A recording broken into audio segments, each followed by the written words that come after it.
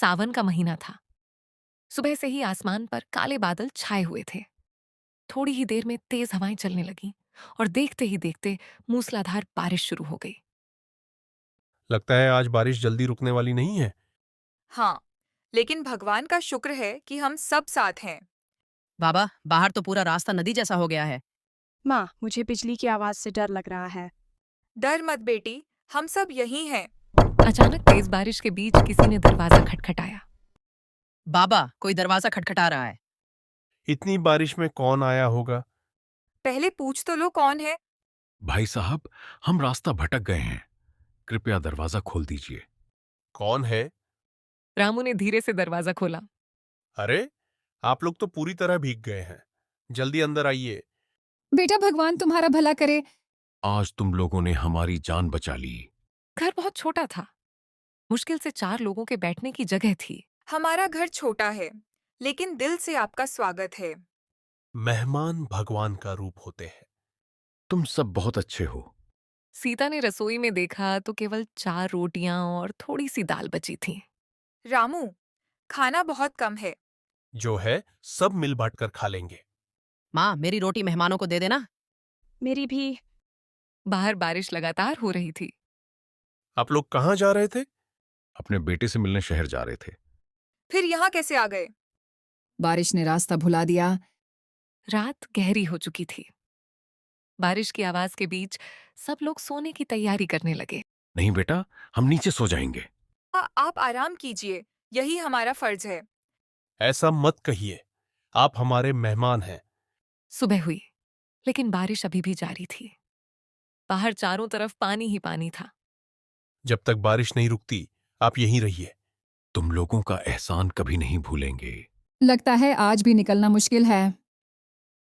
नाश्ते के बाद बुजुर्ग दंपति एक दूसरे की तरफ देखने लगे। रामू, हमें तुमसे एक जरूरी बात कहनी है। जी कहिए। लेकिन पहले तुम वादा करो कि हमारी बात पूरी सुनोगे। रामू बेटा, हम साधारण यात्री नहीं हैं।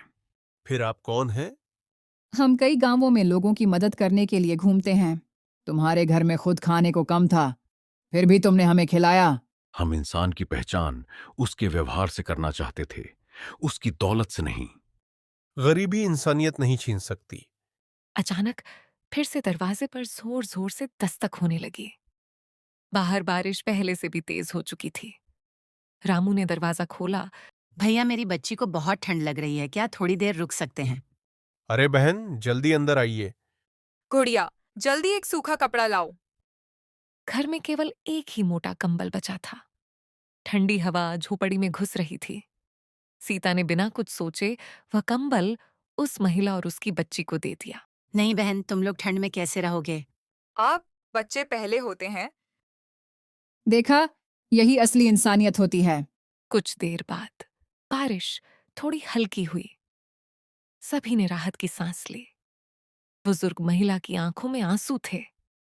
वह रामू के परिवार को देखकर भावुक हो गई। आज मैंने सच्चे इंसान देखे हैं। बारिश थोड़ी थमने पर बुजुर्ग पुरुष झोपड़ी के बाहर जाकर किसी को फोन करते हैं। लगता है कोई जरूरी बात है। शायद उनके घर वाले होंगे। हाँ, हम सुरक्षित हैं और जल्दी यहां पहुंचिए। शाम होने लगी। तभी दूर से 2 बड़ी गाड़ियां झोपड़ी के सामने आकर रुकीं। उनमें से कुछ लोग उतरकर सीधे बुजुर्ग दंपति के पास पहुंचे और आदर से उन्हें प्रणाम किया। रामू और उसका परिवार यह सब देखकर पूरी तरह हैरान रह गया। ये लोग कौन हैं? रामू बेटा, अब समय आ गया है कि तुम्हें पूरी सच्चाई पता चले। मैं एक समाज सेवी संस्था का अध्यक्ष हूं। क्या? लेकिन आपने हमें बताया क्यों नहीं? बुजुर्ग पुरुष मुस्कुराए और अपनी जेब से पहचान पत्र निकाला। रामू ने जैसे ही उसे देखा, उसकी आंखें आश्चर्य से फैल गईं। आज से तुम्हारी झोपड़ी की जगह पक्का घर बनेगा। भगवान, आपका लाख लाख शुक्रिया। कुछ दिन बाद नया घर लगभग तैयार हो गया। अब बुजुर्ग दंपति के लौटने का समय आ गया था। आपके बिना यह घर अधूरा लगेगा। हम दूर जा रहे हैं, लेकिन दिल हमेशा यहीं रहेगा। कुछ दिनों बाद फिर से बारिश हुई। इस बार रामू का परिवार नए पक्के घर के अंदर बैठा था।